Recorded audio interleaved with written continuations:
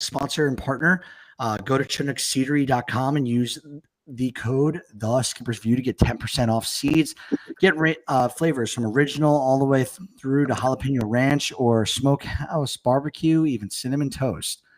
Chinook Seedery, again, that's The Skipper's View to get 10% off from our proud partner. Guys, good to have. So we got Ethan, Sam, and Hagen. Loaded episode.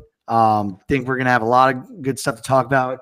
Yankees are right now. They're up, back from their shelling last night. I had a rough night, boys, last night. Knicks got eliminated. Yankees got killed, and I lost the state title for the team I coach. So it was all just a miserable. I feel bad for your coaching, but I don't feel bad for the Knicks. I don't feel bad for the Yankees at all. So. No one does. But I am happy tonight because I can legally talk about sports betting now that I'm not affiliated with the NCAA anymore, and I did have Yankees money line tonight. So Ben Rice is a real one. Love it. Coming out hot and heavy with that one. Guys, we got to talk about Chris Sale. He's first on the docket for the hot corner. Hagen, Chris Sale is the fastest to 2,500 Ks. I'm going to ask you one question. Is Chris Sale in the Hall of Fame?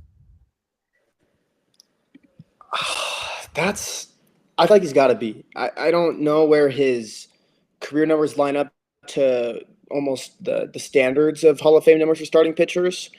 But, I mean, if you just look at Chris Sale, he had a stretch where he went Cy Young 6, Cy Young 5, Cy Young 3, Cy Young 4, Cy Young 5, Cy Young 2, Cy Young 4, all in a row. I mean, he's one of the best pitchers in this generation. And I think kind of the ones, like even me, I kind of was surprised I saw he had that many strikeouts because you see he's, I think, one of 4 active guys now to have 2,500 strikeouts. And you just see that. And just because he was hurt so much too, I think, and especially I think some younger – I didn't expect him to sit up there, but I would assume, especially after getting that Cy Young, that if he can put together another couple healthy seasons, I think he can get in the Hall of Fame. He averages 11.1 strikeouts per 9 for his career. He's right now the 38th pitcher in modern history to hit this milestone. So top 40 at his position in the modern history. He's the 40th to ever do it. This is per the Elias Sports Bureau, and he's also the first pitcher to ever reach this mark in 2,026 innings or less. He was a big fan, which I didn't know, of Randy Johnson, who isn't a fan of the big unit. He reached this milestone, 2,500 strikeouts, in about 2,100 innings, just a little bit over. So Chris Sale beat his idol by a little bit less than like 80 innings or so. I don't know the exact math, but beat Randy Johnson, guys. Randy Johnson, got his ball right here. He's one of my favorites. Ethan, I'm going to move this to you. Actually, I'm going to start with Sam, just because you're a pitcher, Sam. I don't know. Ethan, did you pitch in high school? Yeah, a little bit, but I mean, I think Sam's probably a little okay, more Sam, you start us off now on Chris Sale, lefty pitcher, just like yourself. Where, are you at with this guy? Is he in the Hall? Has he done enough? Yeah, I think he's done enough. I mean, I get the R WAR might be a little bit low for some liking, and he did sort of have this stretch. If you scroll down a little bit towards the end of his career right now, where he just couldn't really stay healthy in Boston. But last year solidified it for me. I mean, the dude finally won his Cy Young. He got the Triple Crown, which is pretty unbelievable. 225 strikeouts in one season. Like he fully came back last year, had a career year at age 35 with a new team.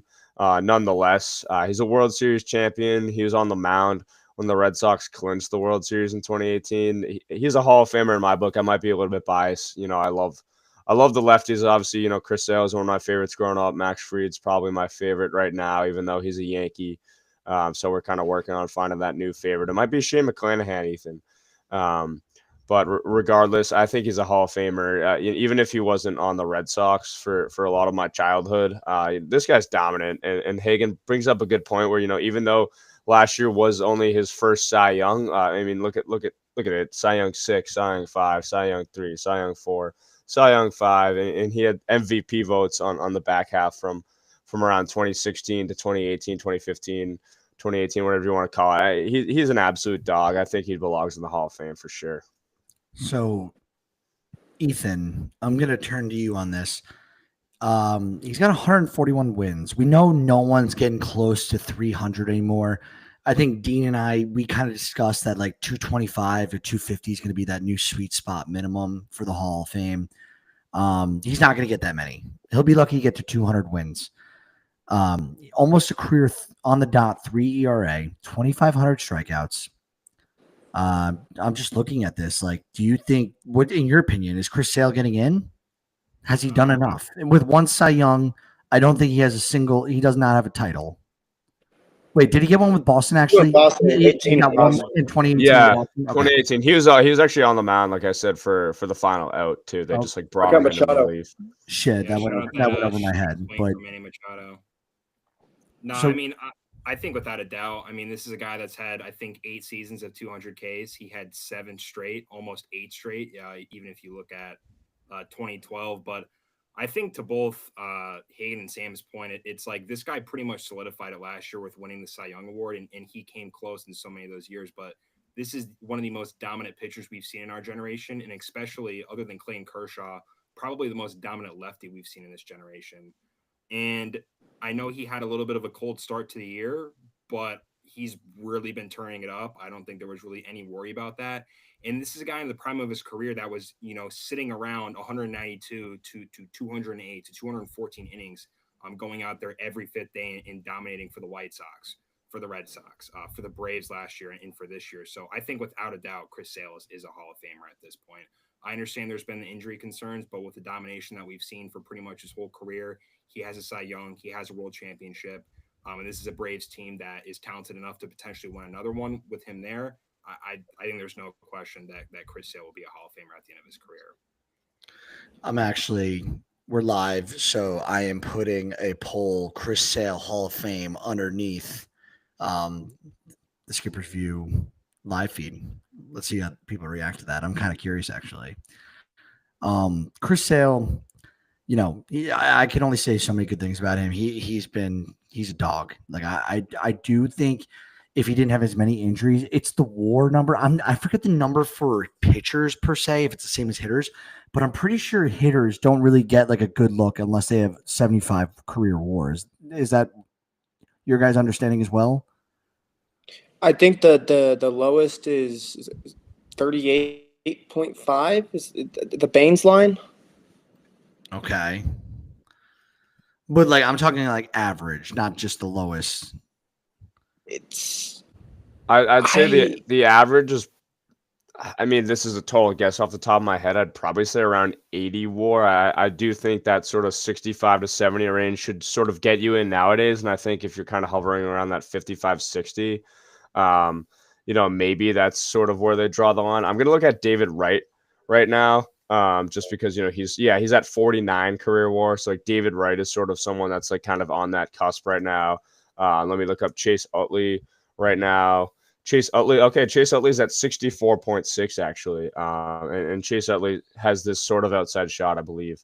So, I feel like there's sort of that range right there for hitters. I'm not exactly sure what it is for pitchers. And obviously, Sale's at 54.6. I'd have to imagine that the WAR line for pitchers is a little bit lower just because injuries happen a lot more often for them. And again, at least maybe nowadays, they don't throw as many innings as, old Hoss Radburn was throwing back in the day. So it's probably going to be a little bit different to gauge pitcher WAR nowadays compared to when Sandy Koufax was throwing or even way beyond that when complete games were a common thing. So I think it's probably handled a lot differently now, I'd have to imagine. Yeah, that just made me think of that Shane Gillis bit where he's like making fun of like all the old baseball players having like the craziest nicknames, like at the mound, Old Curly. Just like shit like that. It's so true though in baseball. You have some of the best nicknames.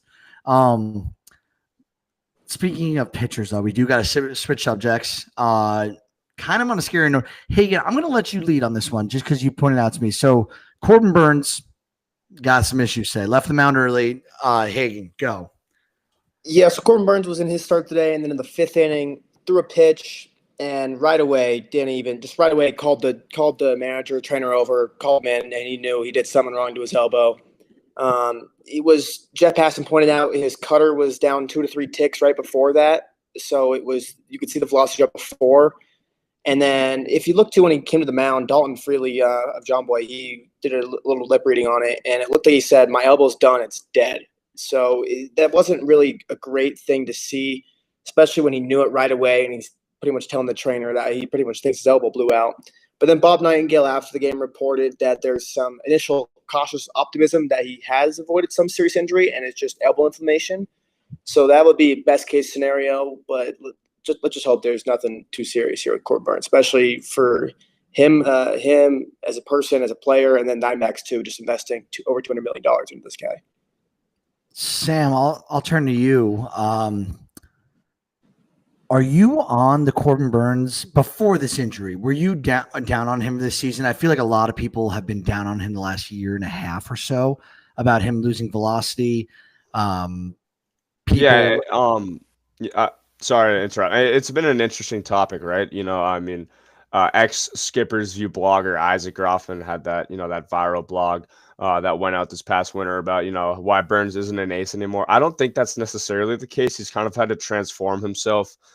He's not going to be this high strikeout guy anymore. He's kind of had to find new ways to become an ace. I still do think he is an ace for the time being. I mean, like, the Diamondbacks threw, like Hagan said, 200 plus million at this guy for a reason. And it's interesting. Arizona's in a very interesting spot right now. They've won a couple games in a row, I believe, but they're still under 500. They're in a crowded NL West with, the Dodgers, the Padres, and the Giants just dominating right now.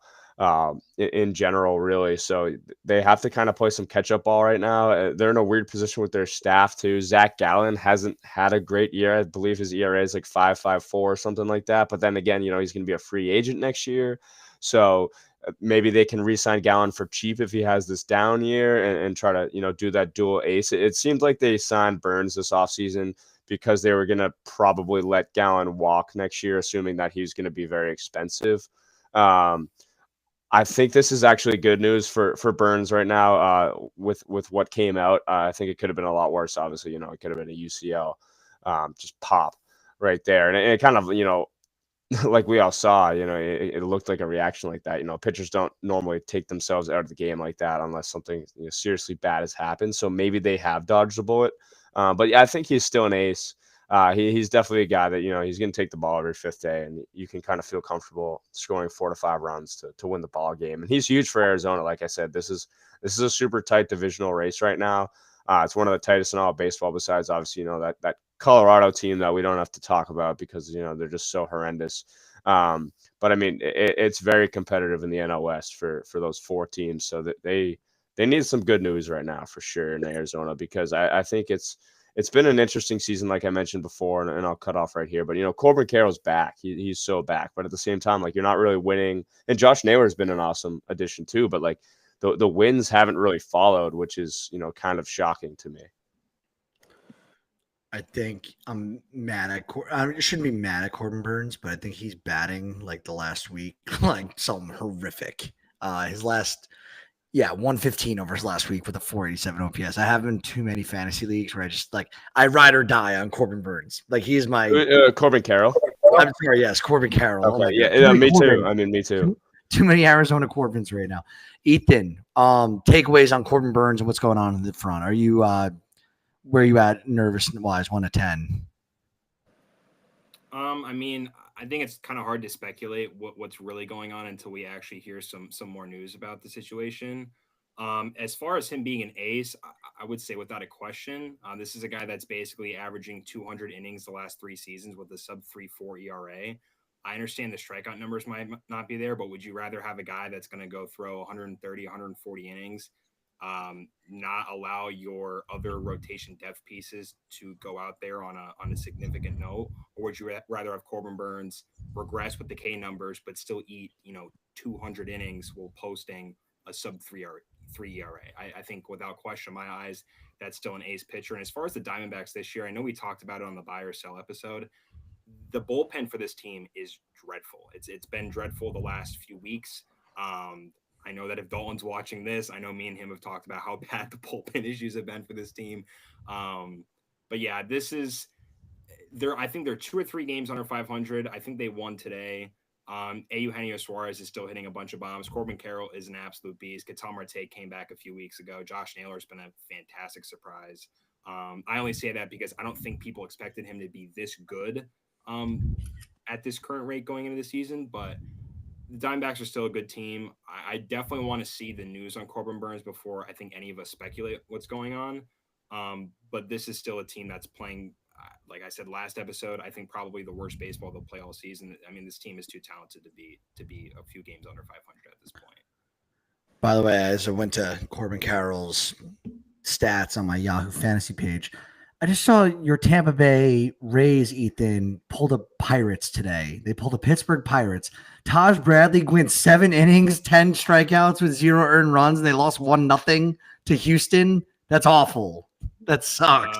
I wouldn't even say it's worse than the first game when Framber Valdez threw 9 innings on 83 pitches. And I mean, it was unbelievable. But yeah, I mean, not obviously the best offensive game. The offense has looked really good over the last couple of weeks, so I'm not complaining about that. But Taj Bradley looked I could talk about it for 5 minutes. I don't want to go on a tangent, but Taj Bradley looked unbelievable today. 7 innings, 10 Ks.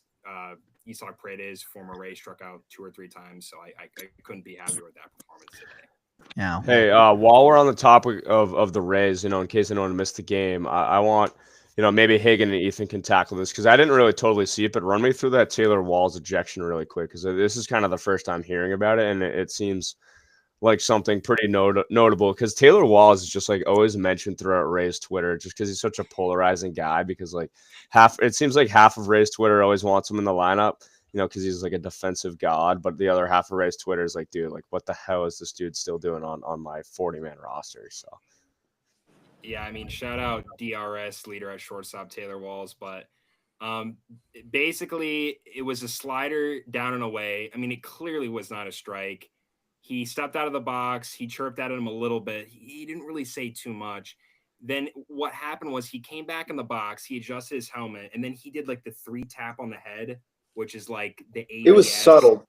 Yeah, which I heard the whole post game with him and Ryan Bass. I mean, he talked very extensively about it, and I know that you heard about it for the first time a couple minutes ago.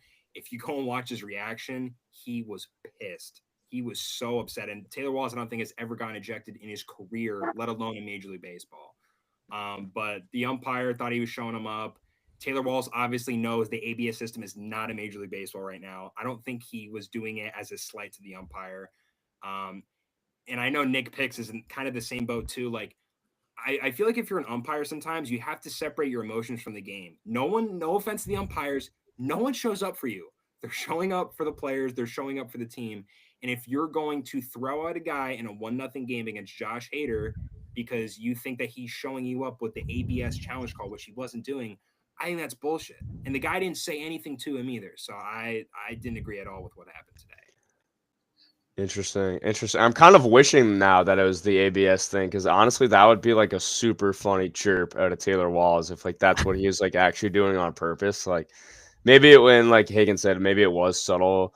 Maybe it wasn't intentional, but honestly, like I'm gonna pretend that Taylor Walls did it on purpose because I think like that's hilarious. That is pretty funny. Yeah. Well, last thing on the hot corner we gotta talk about, guys. Hey, I'm gonna let you start off with Big Thumper here. What a menace Cal Raleigh has been, and right now he's showing up Julio as the best hitter on the Seattle Mariners. Hagen, where are you at with Cal Raleigh? Is he far and away the best catcher in baseball? I think at this point it can't even be a debate. I mean, it was kind of Contreras and Adley was in there too. Adley's been a slump, if you want to say, for a full year now to this point. Contreras started off slow, and Cal's on pace to have the best catcher season of all time at this point. I don't know, some people it's not really getting talked about enough. I know he's on pace for whatever, 60 home runs or 63 before even his home run today in the game. But he's a switch hitting catcher who's catching way more than you expect to. I think he's played every single game this year, a few at DH, but he's still getting behind the dish almost every single day, which is crazy already. And then what he's doing offensively too. I mean, he's on pace for a 10.5 win season. I mean, he's in my opinion, at least right now this season, he's by far and away the best catcher in baseball. I tend to agree. Sam, what do you think about this with Cal Raleigh? He's on pace for 57 home runs. It'd be the most by a primary catcher in a single season ever. Salvador Perez holds the record with 48 homers. He did this back in 2021. So do you think that, I think it's a no-brainer that he's going to break this record. Where are you at with Raleigh though right now? How good is Raleigh? He's a 4th-ranked player in Yahoo Fantasy. And people I don't think realize how good of an overall hitter he's been. No, he's getting on base at an extremely high clip too. You see the OPS, I believe it's still over 1,000.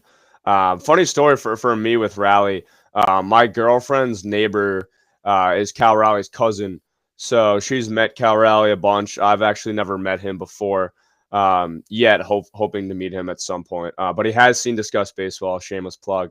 But she always talks about, and I'm kind of jealous, but you can't really, can't compete with a major league player. She always talks about the size of Cal Raleigh's hands. She's like, this dude's hands, the way that she describes his hands is like Bigfoot, like that dude right there. I can only imagine how a baseball bat feels in this dude's hands. He moved to the torpedo bat this year, and I don't know how often he's still using it. If one of you guys knows that, let me know. But I mean, he's taken off this year, and he deserves it a lot too. He's doing it in that Seattle environment that's, very pitcher friendly, which is extremely impressive. And I saw this on Twitter today too. You could make an argument that he's already a Mariners Hall of Famer. He hit that home run, that walk-off home run that sent Seattle to the playoffs for the first time in almost 2 decades or whatever that drought was. This dude's had some big moments in Seattle already, and he's doing it as a catcher, this type of offensive production as a catcher. Just terrific stuff from Cal. So yeah, I thought I had to share that story of, just his monstrous hands. I haven't really met any big leaguers before, but that sort of stuck out with me. And, every time I see him hit a home run now, I'm just thinking of how easy it must be for him, especially doing it in that Seattle environment. Are you gonna, first time you meet him, just be like, "Can I see your hands?" Yeah, I mean, hey, I'm gonna try to shake his hand, so we'll see what happens. He's probably gonna squeeze it off for me or something. Absolute cinder blocks for hands. But he's 28 years old. Ethan, I'm looking at the stat. I didn't even realize this. 2023, this guy was a top 20 vote getter in MVP.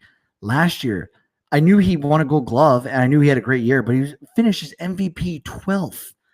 And this year, looks like he's going to pile onto that. He's only going to be 29. He turns 29 in November after the season. Are we in line to see an elite catcher for the next 2-3 years out of Raleigh, or do you think catcher just way too much? It's not like reliever with the overturn, but you know what I mean. Catchers, they don't have long careers, typically speaking. I mean, Kyle was my number 1 catcher actually going into this year. I had them above, even Adley Rutschman and William Contreras, which a lot of people didn't like. I also want to pose this question to you guys. Who is the only other player this month to have 2 F4 other than Aaron Judge? Cal Raleigh. It's Kyle Raleigh. Aaron Judge gets talked about more than anyone in baseball right now, more than prime Kate Upton swimsuit model magazine covers at this point. Kyle Raleigh has been so fantastic this month, and I'm just going to read the stats off, not counting today. Going into today, I understand what is 23rd home run, major league leading. In 27 games this month, not counting today, 12 home runs, 26 RBIs, walking 17% of the time, 304 average, 430 OBP, 739 slug, 483 WOBA, a 227 WRC plus. That is second to Aaron Judge, in a 2.2 F4. I think after today, Kyle Raleigh would be the most valuable player in baseball for the whole month. I mean, it's been unbelievable. It can't be said. I understand we talk about Kyle Raleigh being the best catcher in Major League Baseball. This is one of the best players in Major League Baseball in terms of what he does for that pitching staff. I understand those 5 guys or even these 6 guys now get talked about so much. I know that Logan Gilbert's coming back. George Kirby's made a few starts. But what he does for that staff and how much trust that those guys have in him doesn't get talked about enough. Cal Raleigh is a superstar in his own right, not just as a catcher, but in terms of his overall impact as a player. I mean, you can make an argument right now that Cal Raleigh is without a doubt a top 20 player in Major League Baseball. It's unbelievable what he's doing on a nightly basis. I'm going to put that actually as a poll question as well. But yeah, Cal Raleigh's a dog. He's an absolute there's no other way to describe him. He's just a dog. He's out there. Defensively, just looking at it right now in Savant, he's in the top 75th percentile on blocks above average, and he's in the top 87th percentile in framing too. So just to Ethan's point too, he's just doing it on the defensive side of the ball too, which is pretty special. And obviously, Seattle's staff has been one of if not the best in baseball over the last few years. So that shows the trust that they have in him too. And like real quick, I just think it's so crazy that he's putting up these offensive numbers and he's a fucking catcher. Like it's unbelievable. This guy's 23 home runs and he's the second most valuable player next to Aaron Judge. The hitting environment that he's doing it in too is like it's Seattle. Like it's not like he's doing it in Coors right now. It's not like he's doing it in Yankee Stadium or one of the minor league. Like he's doing this in Seattle too. It's insane. I mean, did you think on June 1st that Kyle Raleigh would have 23 home runs? More than Aaron Judge. It's unbelievable. I feel like I understand the last 2 weeks it's been like kind of him, Aaron Judge show. Like he needs to be talked about more often. This guy is an absolute superstar. And I think you're 100% right. He does need to get talked about more. And I mean, even his pace is going to go up because he had a great game today. But even going into today, he was on pace for 10.5 F4. The all-time record for a catcher is 9.8 by Buster Posey in 2012. So he's kind of like going to clear it. He's on pace to clear for a full WAR. That's a big difference. Yeah. He's a stud. Like he's a stud. Like I love this for Julio Rodriguez and the Mariners. They deserve some good hitters out there, and Cal Raleigh is just really picking up the slack. We will jump though quickly as we run through the American and National Leagues. Just some things that happened this week that caught our eye. For Tampa Bay, actually, there's a couple things in the Tampa Bay series that with Houston that caught our eyes. But Zach Littell tosses a 117 pitch complete game. They won 16-3. He went 9 innings, 10 hits, 3 runs, 6 Ks. Hagen, you brought this up. This is the most pitches by a single pitcher all season. What do you think about this? Do you think the Rays overextended him? He did give up 3 runs and 10 hits. Like I don't know why they kept him in for the entire game. And maybe Ethan chime in after Hagen because you're, the Rays guy here.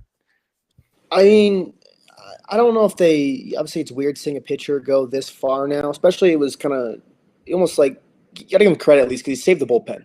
I know because normally in a game like this, I don't know their bullpen conditions. They'd had a guy in there that could come in and eat whatever 4 innings, 3 innings, and then send him out AAA. I don't know that.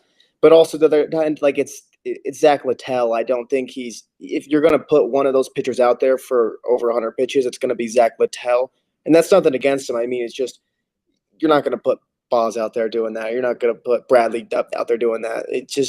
Let him go out there and throw the ball and just – I mean, it means something. It means a lot. I think you got to see some pride too if he wanted to stay in that ball game when it was just they were killing him. Ethan, any strong thoughts on Littell going 117 pitches?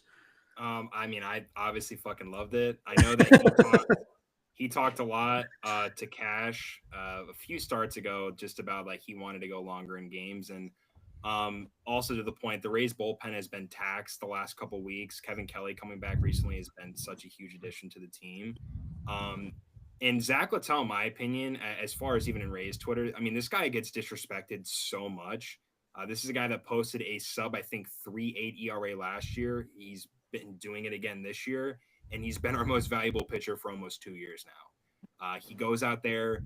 I understand he's not going to get Ks. He's still extremely effective. We saw it against – I mean, I understand Jordan is still coming back. Christian Walker has been pretty dreadful. Jose Altuve has been dreadful. The Astros full lineup when clicking is one of the best in Major League Baseball. And the fact that this was the first complete game that we have had in, I think, 600 games, and it was against the Astros, is phenomenal. So I can't say enough good about Zach Littell, especially with, I think, the disrespect that he gets. And the fact that, one, he saved the bullpen, and even today's game, Taj Bradley going 7 innings. I mean, if your starters go a combined 16 innings in 2 games to save the bullpen, you can't ask for much more from a manager. It's fantastic stuff. That's even hard to believe for the Rays. 600 games. I know they're the Rays going Ray, right? Like they're the king of the bullpen games, but still, that's like almost 3 seasons, almost. Like without a pitcher to go to a complete game. But Hagen, what were you going to say? Sorry, I cut you off. I was just going to say I liked seeing this complete game too. And I know what's the next thing on the agenda we have here it was the right after Framber Valdez threw the 83 pitch complete game. So it was, you saw him do that, the 83 pitch complete game, which I think was the lowest all year. And then you see the highest the next day. It was, granted, there's probably 7 complete games all year, but it was pretty cool to see that. Right. In the same series, that's pretty. That was the same series, right?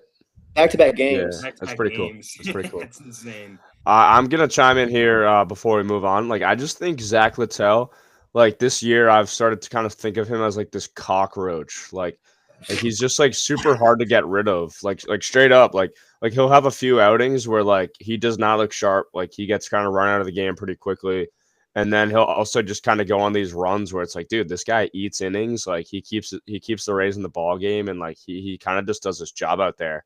And I agree. I think there's been a lot of disrespect towards him on Twitter, just on some Rays pages I've seen of like Littell. I mean, like Ethan said, like he can be damn good. So I don't know. I just think of him as like this cockroach. It's like him and Colin Ray on the Cubs right now. I don't think Ray pitched particularly well like today, but like those two guys, like you kind of see their name on the box score and you're like, oh, he pitched today, and then like lo and behold, he threw a 6 and a third with like 2 runs, and you're like, what the hell? Is Colin Ray quality start merchant? Is Colin Ray a former Ray? No.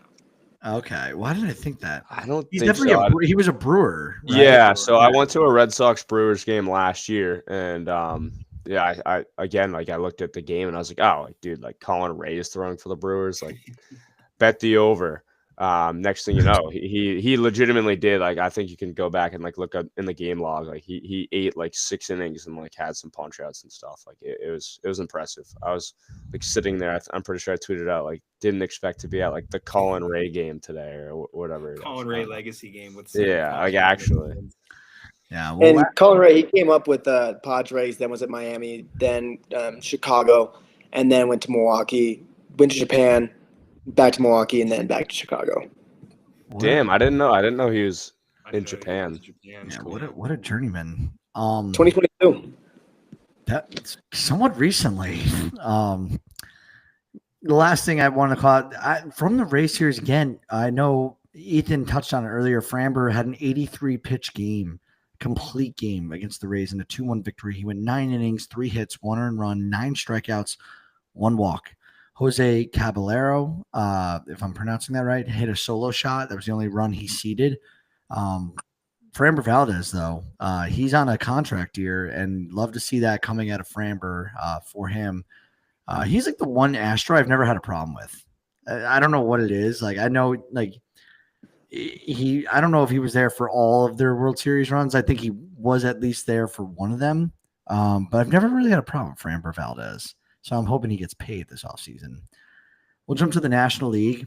Hagen, I'm going to let you take this since this is a Met fact. Yeah, so earlier Francisco Lindor hit his 261st career home run, which made him pass Derek Jeter for 4th on the all-time home run leaderboard for shortstops. And I believe that's minimum 60% of games played there, so Alex Rodriguez does not qualify. And the guys ahead of him, Cal Ripken Jr. is first with 431. Miguel Tejada second with 307, and Hanley Ramirez is third with 271. So if Lindor is staying healthy, he's going to pass Hanley Ramirez and be the 3rd most home runs ever for a shortstop. You're going to pass Tejada in the next couple of years, obviously staying healthy. But I think Lindor's – my point I want to go with this is I think Francisco Lindor obviously has some Mets bias, but I think he's going to go down as a top 5 shortstop to ever play this game. I mean, I already take him over Derek Jeter's career. I know I'm a Mets fan. It's kind of crazy, but Jeter's defense wasn't great, and Lindor's defense is phenomenal. Just Lindor comes up when it's clutch too. He's not going to put up a 140 to a 150 WRC plus, something like that. But he's just such a well-rounded player. I mean, the only thing he really doesn't have is arm strength. That's the only thing he really lacks in. I mean, we saw it last year when the Mets needed him the most. He came through every single time. This year, he already has them tied for the most walk-offs in a single season in Mets history. He's at 4 walk-offs or 4 walk-off RBIs already this year. He's everything he asked for in a dude on and off the field. I mean, he's a great dad. He's just a great guy off the field too. Before the game yesterday, you're sitting there and there's a little kid out there hanging out there taking pictures before shortstop, and he's sitting there giving the kid a hug. It's something the kids remember for the rest of his life. I mean, and these guys can just be dicks to these kids sometimes, and I'm not saying people are, but he could just kind of leave the kid like, all right, yeah, here's a picture, get off. But no, he spent time out of his day to hang out with that kid, and when he had a game to do. So Francisco Lindor is, in my opinion, given that as a top 5 shortstop of all time. Yeah.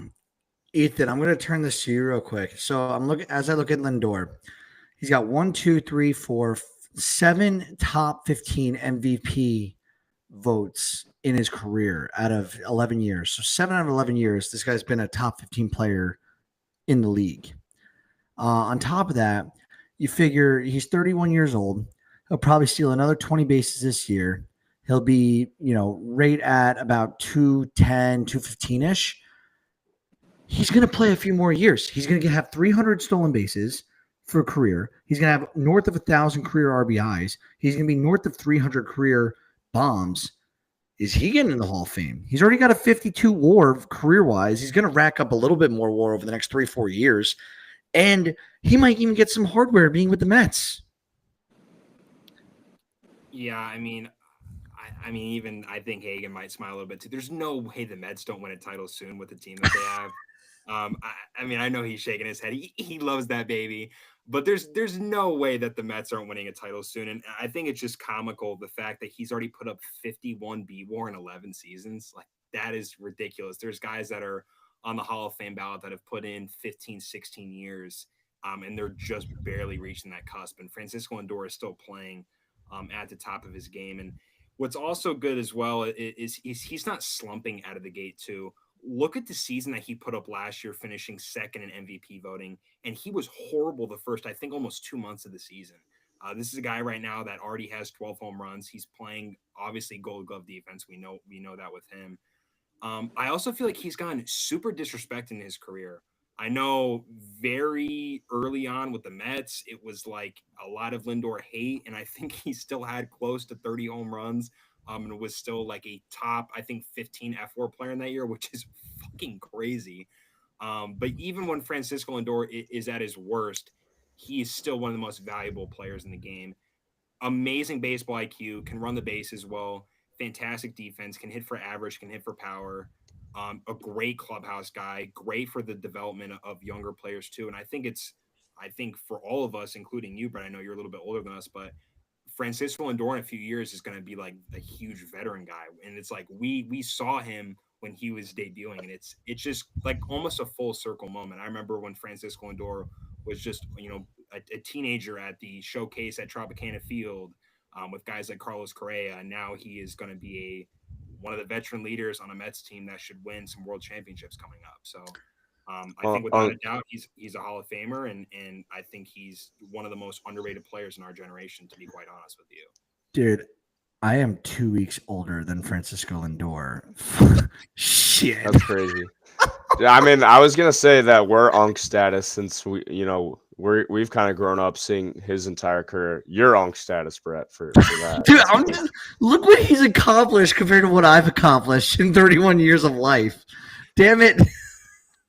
Hey, I will say, I for those who are listening and aren't going to be able to see this screen here, look at the awards, dude. Like, what do you guys notice? Like, he hasn't been an all-star since 2019, boys. Like, isn't that absurd to you? I could go on about this. He's such a second half guy too, and like the fact that he's playing this well in the first around 60 games is like only solidifies that like my thinking of like he's gonna put up some numbers this year, because like he's such a second half guy, but at the same time too, like it's just insane. Like Francisco Lindor hasn't been an all-star since before COVID. Like that's just crazy to think He's about. the most disrespected player. It's unbelievable. Shout out to Geraldo Perdomo somehow making the All-Star team over him, which is blasphemous. And even this year, like how many guys have 10 and 10 right now? How many guys in Major League Baseball have 10 home runs and 10 steals? Maybe 10. Hey. Geraldo Perdomo got 2 WAR in the 10th round of our WAR draft right now. Don't be hating on Perdomo. I don't know about him being Lindor is super, super disrespected. Hagen and I were talking about this in depth, actually, I think in a few episodes back. How Lindor, like, look at it. Since he's joined the Mets, that was 2021, he has 3 top 10 MVP votes for the season in back-to-back seasons from 2022 through last year. And he's right on path to do that again this year. I don't get the disrespect. Hagen, I'll let you pick up. I was just going to say it kind of goes off with the disrespect thing. And I think the Rockies broadcast was saying this other day where he might be the best, like, top 5 player in a sport to, like, not get mentioned at all, like the most underrated top 5 player in a sport ever. I mean, since he joined the Mets was 2021. We all know it kind of took him the first half. He was dog shit, to put it honest. Like, it was worse than Juan Soto was right now. And if you look at since 2021, F4 leaders in baseball, Aaron Judge, 37.6. Shohei Ohtani, 27.5. Number 3 is tied, Francisco Lindor and Freddie Freeman, 26.1. He's 1.4 WAR less than Shohei Ohtani. That's how close he is. That's how good he is. And that includes, I think, 2 years of Ohtani pitching in there. He's just so disrespected. I mean, and he's everything you look for in a dude. You think that it would be in New York. I know that the Mets aren't the Yankees in a sense, but you think in New York he would gain a little bit more respect. I mean, he hasn't won a Gold Glove with the Mets. He hasn't been an All-Star. It's blasphemy to this point.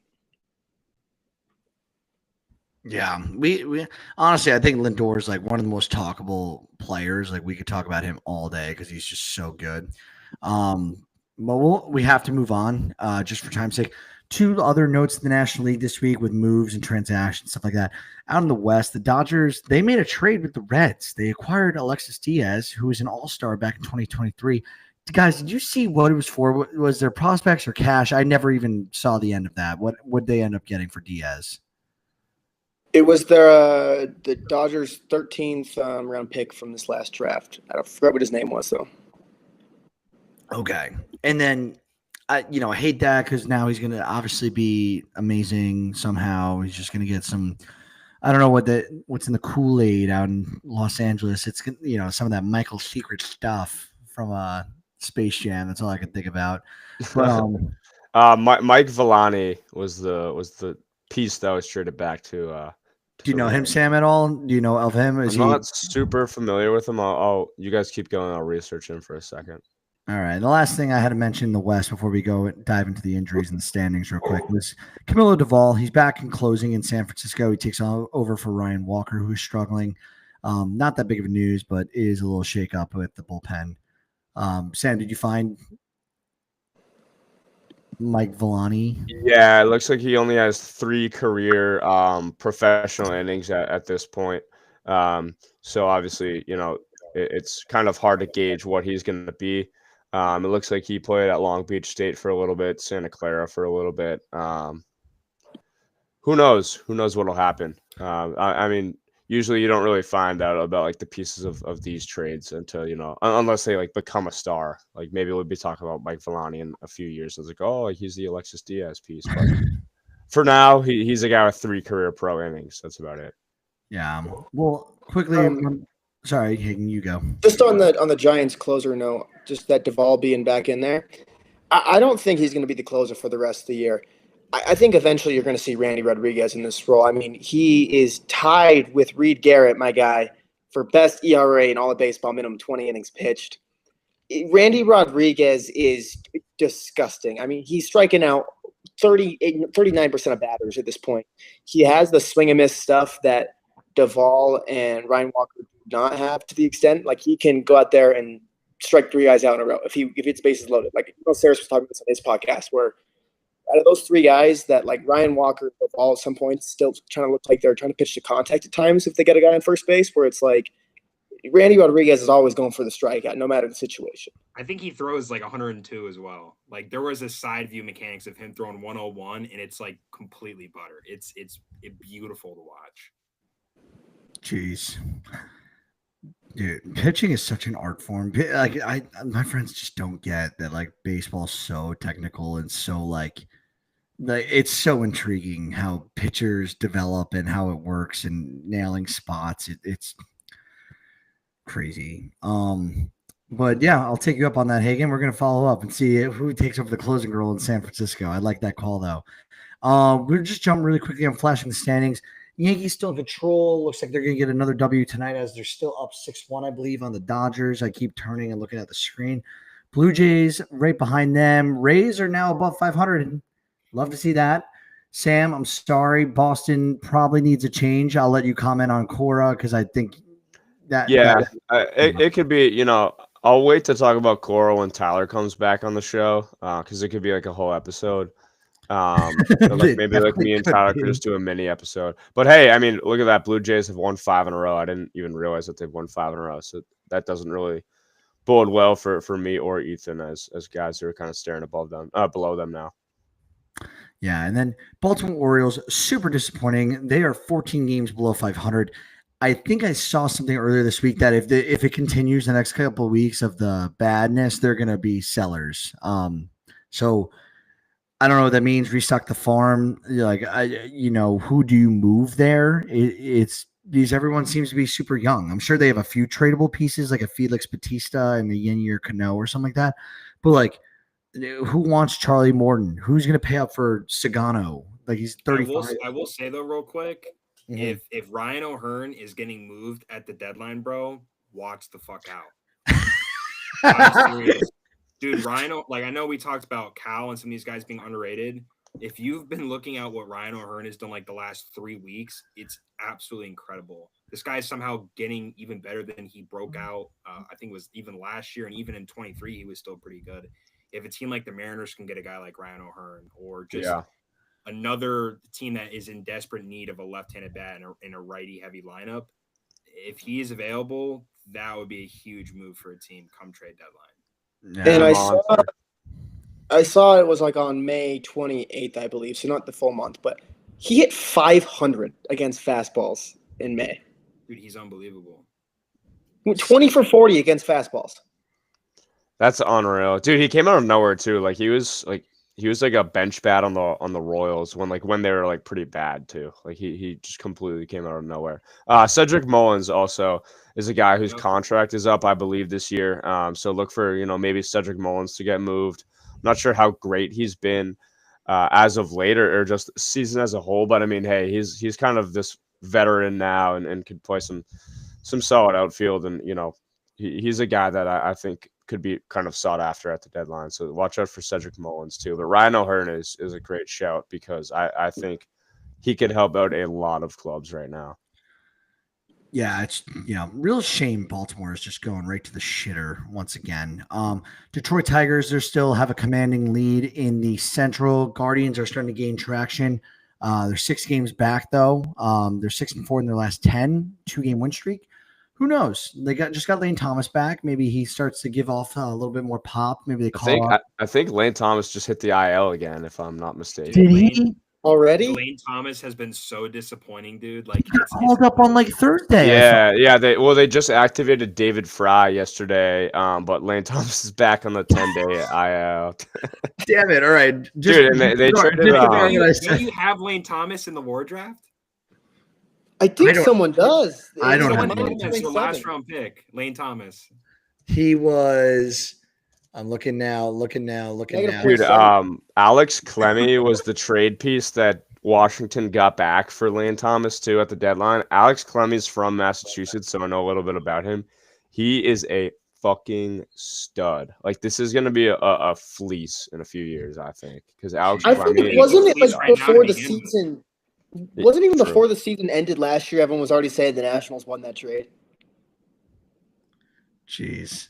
They had to have.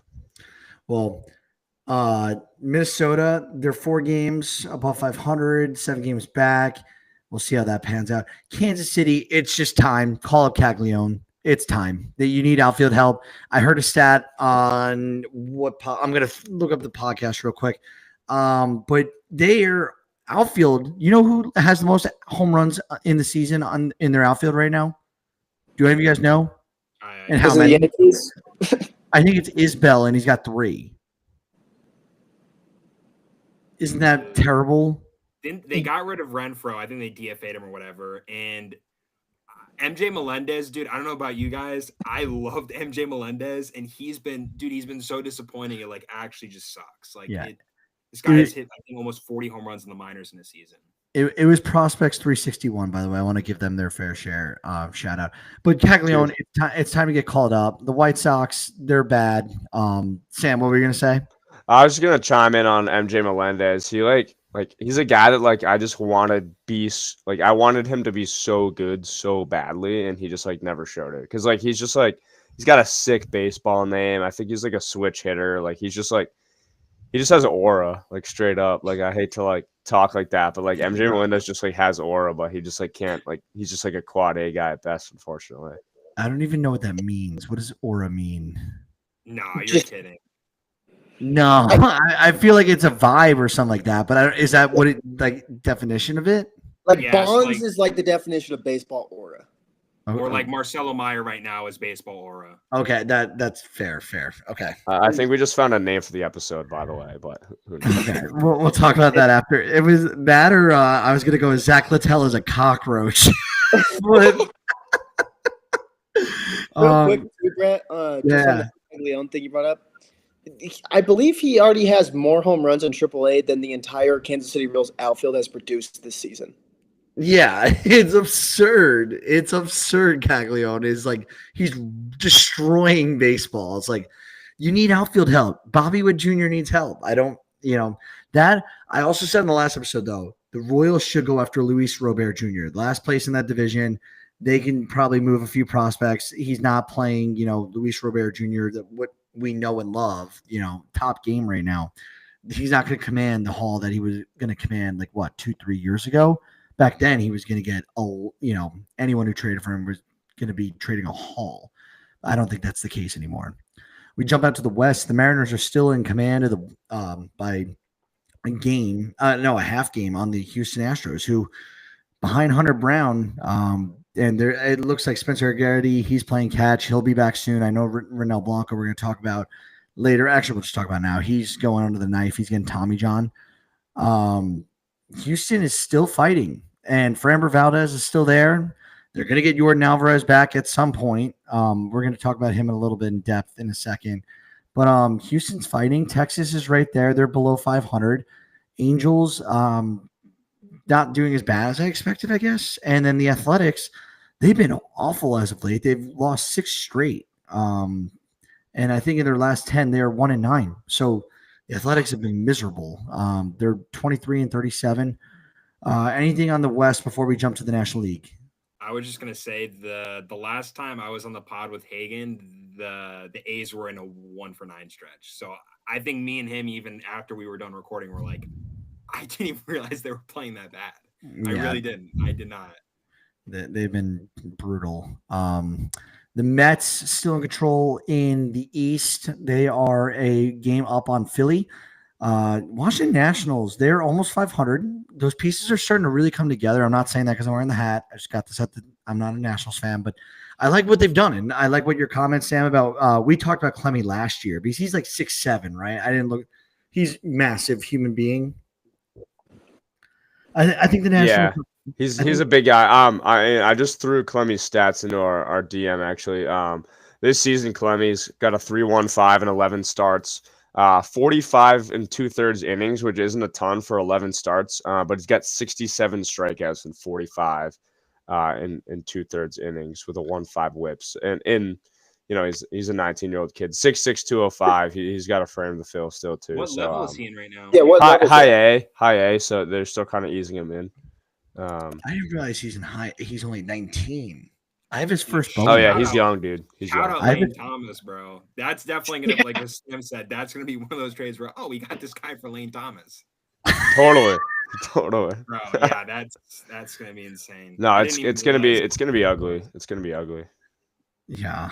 The Braves, is this the month, guys? Do the Braves finally have a breakout month where they win like 18 games or something like that? Yes. I feel like I've been wanting to say this for so long, and then I just see just like Jeb's tweets about every single time this offense is up, and it just seems to be getting worse every day. I don't know how, but then it's like I don't understand how they're struggling. Like, I feel like every single day I'm just waiting for them to just catch up in the division, and they don't do it yet. But I still feel like they're gonna still have a chance to win this division. Yeah. Miami Marlins, the bottom dwellers. No offense to Miami. We knew that was going to be what the season looked like. They're under the new Peter Bendix regime. I think is he on year 2? Correct me if I'm wrong. Maybe, yeah, it's year 2, right? He was hired in the same time as David Stearns. So, yeah. So he's gotten a ton of prospects. They're all starting to come up. He made a lot of trades last offseason. Give it time. I think they'll be all right. Jump to the Central. Cubs are still doing Cubs things. They're 37-22. Cardinals are in second place. I do not like the Cardinals. I do like seeing them do well, though. I hated seeing the Cardinals do bad the last couple of years. It's not good for baseball. They're a big brand. They have a great fan base. I think it's good for them to win.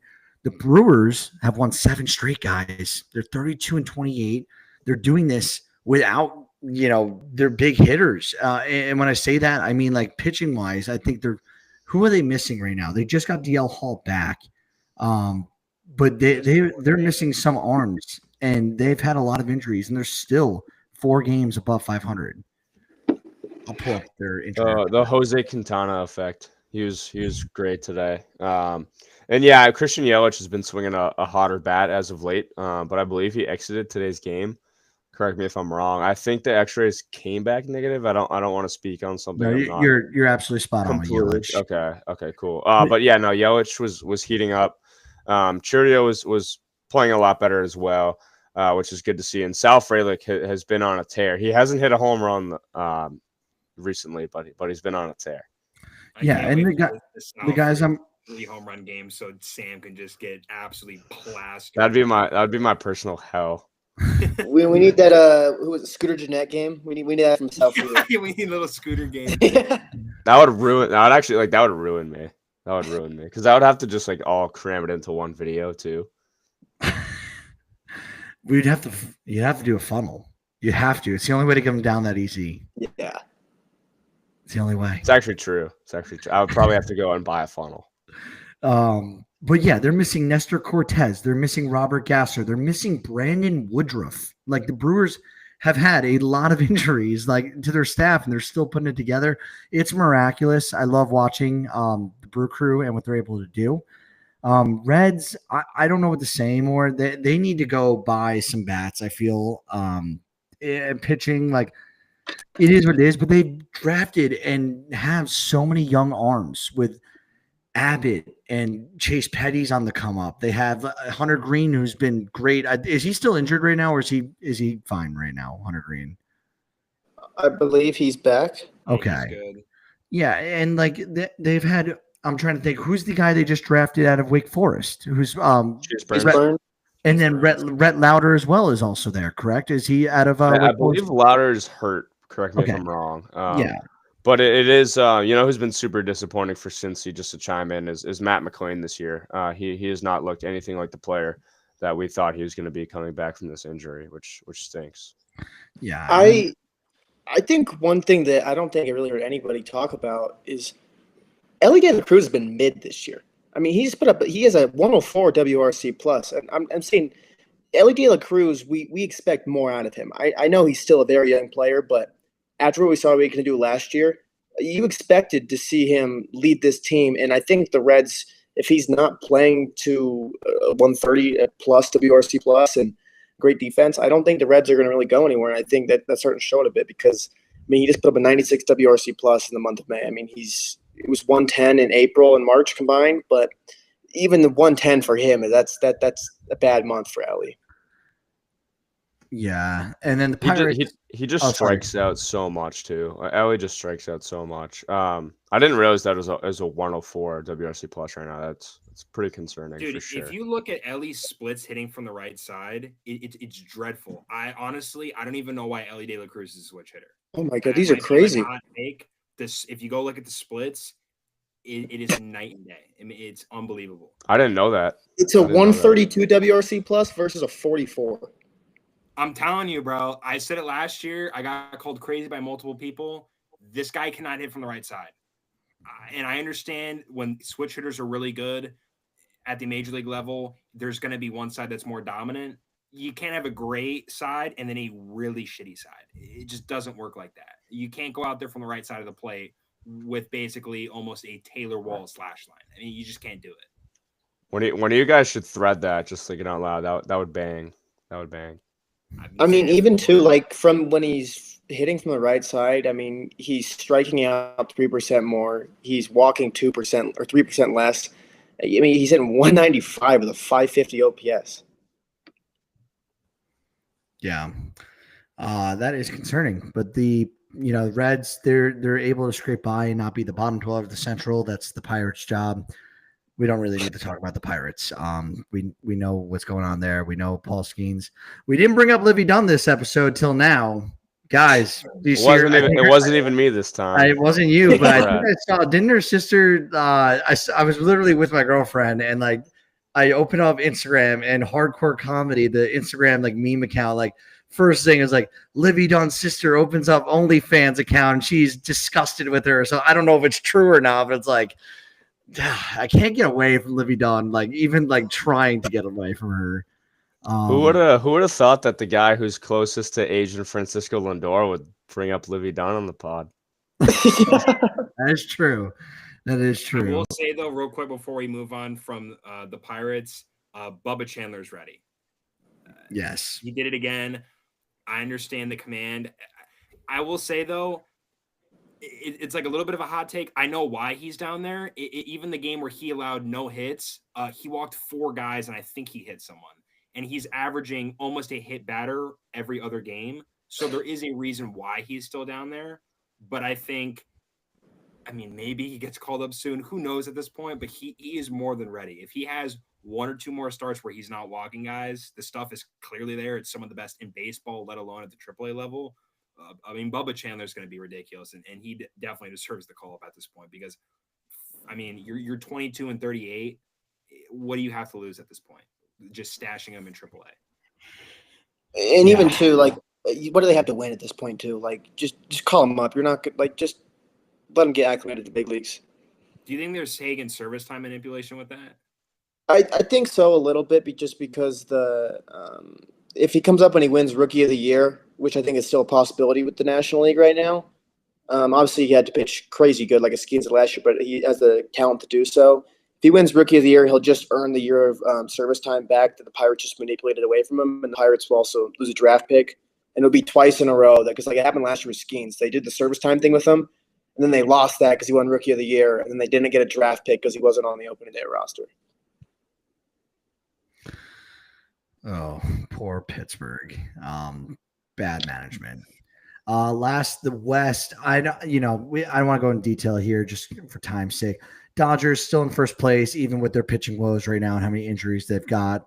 They are rebuild. They are reload, not rebuild. San Diego still hanging in there, only 2.5 games back. The Giants 3.5 games back. They're right on their tail. I think this is the month, guys, where the Diamondbacks really get separated from the top 3 in this pack, though. I think that with this news, with Burns, I think I don't think it's as we know, we don't know like much about this elbow injury, but not having that ace, I think it's just you're 8.5 games back. I don't think it gets any better missing a guy like Corbin Burns who you just paid $200 million to pitch for you. What were you gonna say, Ethan? Was someone else talking or? Okay. No, like I said, I don't know. I think the Diamondbacks could be playing their worst baseball right now. I think this team is capable of playing a lot better.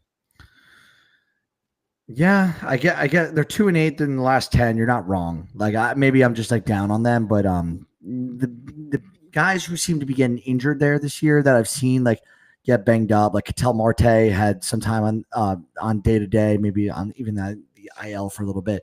Burns is definitely going to have an IL stint here. I don't think he's not going to have an IL stint at some point. They're not going to just throw him back out there after what we saw today.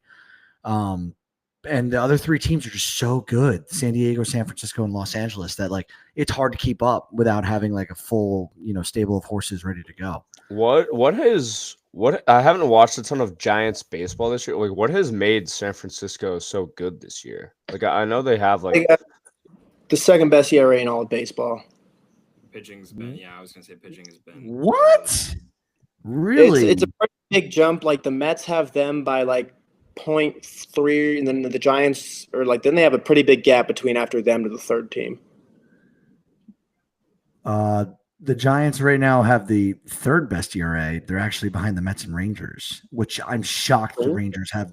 The Texas Rangers have the second best ERA in baseball. What are they, like a 2.72? No, sorry, it reset. So the Mets is 2.84 and they're number 1. The Giants is 3.13 and they're number 2. The Rangers are 3.13. They're number 2, I guess, tied. Still crazy though. That Rangers lineup's been super disappointing all year. So that's why they're not doing better.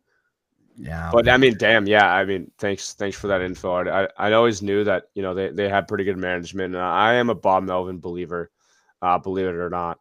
I know he's kind of a polarizing guy, especially on baseball Twitter. But I did not realize San Francisco was pitching that well. Obviously, I know Landon Rope has been awesome. Hayden Birdsong pitched awesome today. You guys talked about Randy Rodriguez a little bit earlier in this show. Very cool to see. And this is without Willy Adames playing anywhere near the level that he can be. So, I mean, this team could even get potentially a little bit better. That's me and Hayden Birdsong. Yeah. That's awesome. That's great. And I don't have a picture with Hayden Winya available, but he's another guy. Came on the show. We are Team Hayden Winya. We're hoping he gets the call at some point. Friends of the podcast. I think I saw that he was dealing with an injury, unfortunately, earlier this year. I got to check in on him. I got to send him a note. But yeah, we will jump from the standings. I'm going to rip off these injuries real quick. Some devastating stuff. AJ Smith-Shawver missing the rest of the season with a torn ACL. Hate seeing that. I'm going to just leave it at that. Do you guys have anything big to comment on Smith-Shawver? I will say one thing. I don't understand how Spencer Strider can see that he was uncomfortable on the mound and the entire Braves staff did not pick up on anything. I think that is ridiculous. That you have a guy. I understand, even though on your off day as a pitcher, you're still watching and picking up your guys. But the fact that your pitching coach, your bench coach, and your manager can't pick up that there's something clearly wrong with him is I think, concerning, in my opinion. Yeah, I didn't know any background actually with this, but is that what happened? Like Strider had to point it out to them or something like that? He walked over to them, said something's wrong. They went out there and that happened. I mean, obviously, even if they went out there earlier, it probably would have still happened, obviously, because it was probably something lingering that's been happening for a little bit. But I think it's crazy that he was the one that pointed it out. I mean, when the pitching coach, the manager, the bench, I mean, no one was going out there before Spencer Strider said, hey, look, something's clearly wrong. Go check him out. And I 100% agree with you too there, Ethan, where it's just kind of not great, especially with the way the ball club's right now, where you almost think maybe a change is needed. I know a lot of Braves fans are thinking that Snit's going to be gone after this year and not come back. And then also too, just for AJ Smith, it just sucks for him. I know you could see him say, he said, I felt it pop. Like he felt a pure pop in his elbow. And that's just, it's horrific to see. Yeah, especially he's just so young. It sucks to see. Joey Bart suffers a concussion. He took a backswing of the helmet for Pittsburgh. The Orioles, they sent Colton Cowser and Jordan Westburg to AAA Norfolk on rehab assignments. Cowser's been out since March 30th with a left thumb fracture. Westburg's been absent since April 28th with a left hamstring strain. Maybe that'll bring some good juju back to Baltimore once they return. We mentioned earlier Ronel Blanco's undergoing the knife, again, Tommy John. We did mention we would talk about this a little bit more in depth now. Yordan Alvarez, he had right hand inflammation, and it turns out it was a small fracture in his hand. But it was obscured by the inflammation, I guess, on the test or reading, whatever they looked to see what's wrong with his hand.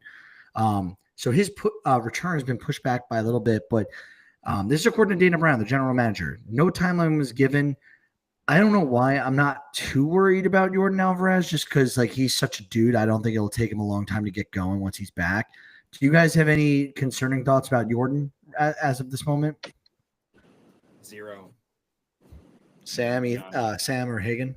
Yeah, none. It's been a bit of a weird season for him. But I'm not concerned. Okay.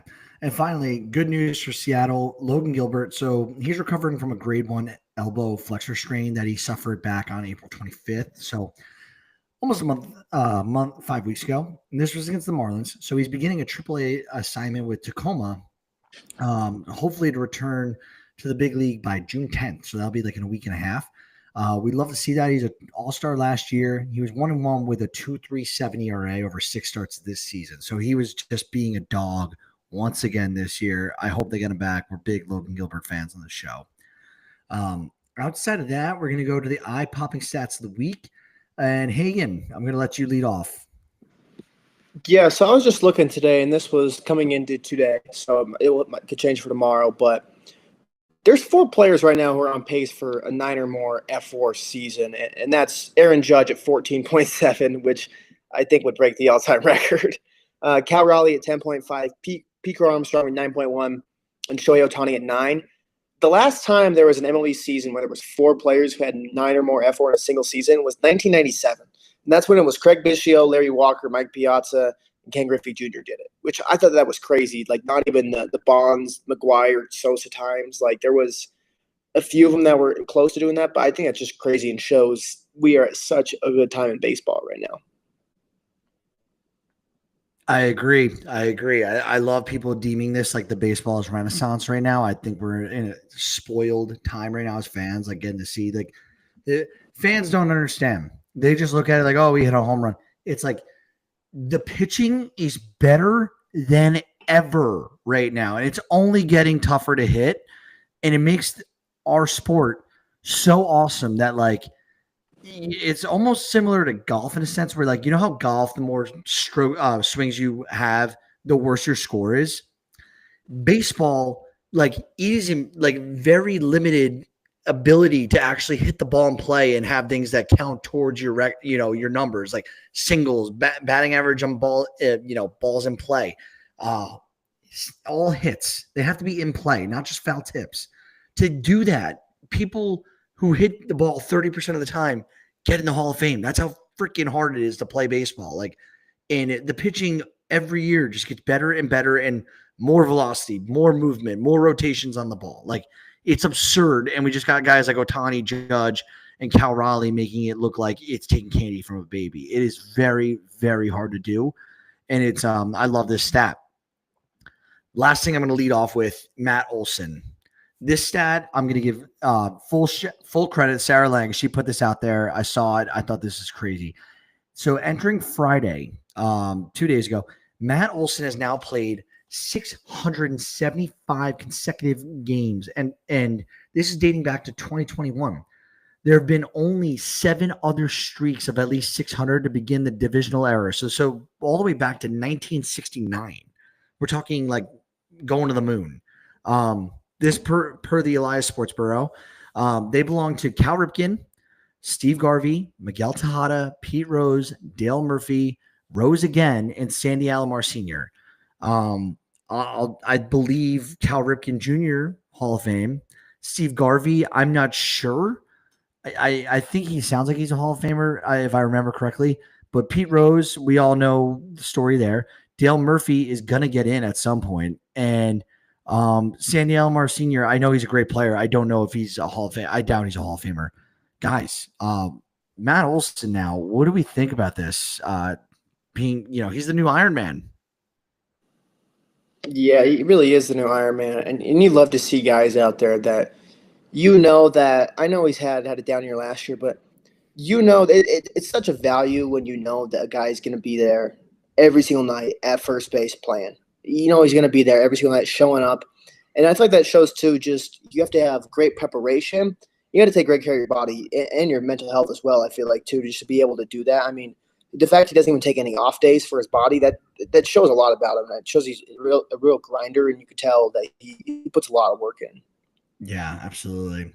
Well, that being said, that's it for the agenda. Ethan, Sam, Hagen, anything else you guys want to leave off with before we let everyone go? I understand I'm a Rays fan. I think Junior Caminero has to be talked about this week. Of course.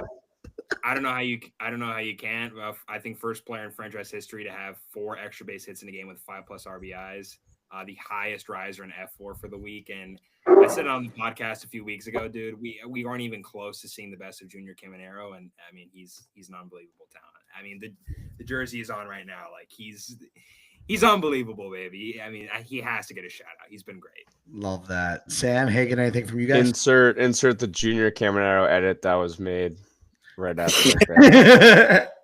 Hagen? I was before. Sorry, to skip over. I was just gonna say a quick shout out to Jeremy Pena. I think he's had a great season, and he's not really being talked about right now at all. Jeremy Pena. Second in good right on now, you. Jeremy Pena. Hagen? I got to say something about Juan Soto, who just snapped a 0-for-17 stretch. And Soto's back. I know he's a 2 or 3 game size, and I'm a little emotional Mets fan saying this, but he's shuffling again. Like Soto was not shuffling, and it was weird. He's shuffling now, and he's still hitting the shit out of the ball like usual, but back-to-back games of the home run, you'd love to see it, and Juan Soto's here, and he's starting to heat up again. No, all 3 great shout outs. I'm going to leave on that note. I don't want to, overstep with a bad shout out here because those 3 were great. That's it from us. Thank you for listening. Bye.